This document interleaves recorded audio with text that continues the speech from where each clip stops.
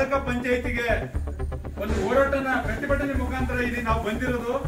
ಇವತ್ತು ನಾವು ಅದನ್ನ ಎಲ್ಲಿವರೆಗೆ ಜ್ಯೋತಿಬಾಯಿ ನನ್ನ ಮನೆ ಅಂತ ಏನು ಪಂಚಾಯತ್ ತಿಳ್ಕೊಂಡ್ ಕೇಳಿ ಇವತ್ತು 1500 ಕೂಲಿಕಾರರಿಗೆ ಇವತ್ತು ಜೀರೋ ಮಾಡಿರ್ತಕ್ಕಂತ ಆ ಅಂತ ವಿಡಿಯೋ ನಮ್ಗೆ ಬೇಕಾಗಿಲ್ಲ ಮಾಡಿ ಇಲ್ಲಿ ತಾಲೂಕಿನಲ್ಲಿ ಒಂದು PFTಗಳಿಗೆ ಬೇಟಿಗಳಿಗೆ ಒಂದು ಟ್ರೈನಿಂಗ್ ಕೊಟ್ಟರು.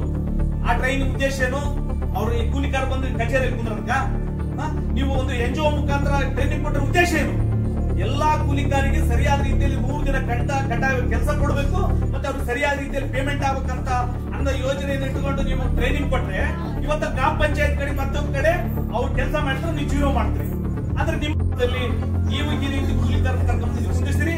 ಹಂಗಾಗಿ ಸಂಬಂಧಪಟ್ಟ ಅಧಿಕಾರಿಗಳು ಅವ್ರ ಮೇಲೆ ಕ್ರಮ ಆಗಬೇಕು ಮತ್ತು ಇವರಿಗೆ 370 ರೂಪಾಯಿ ಕಡ್ಡಾಯವಾಗಿ ಕೊಡಬೇಕು.